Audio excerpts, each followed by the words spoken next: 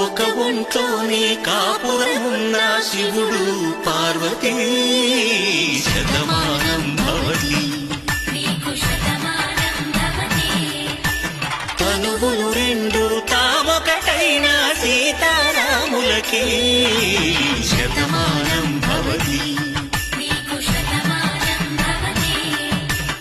ఒక ఒంట్లోనే కాపురమున్న శివుడు పార్వతీ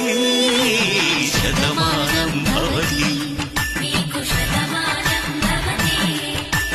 తనువులు రెండు తామొకటైన సీతారాములకే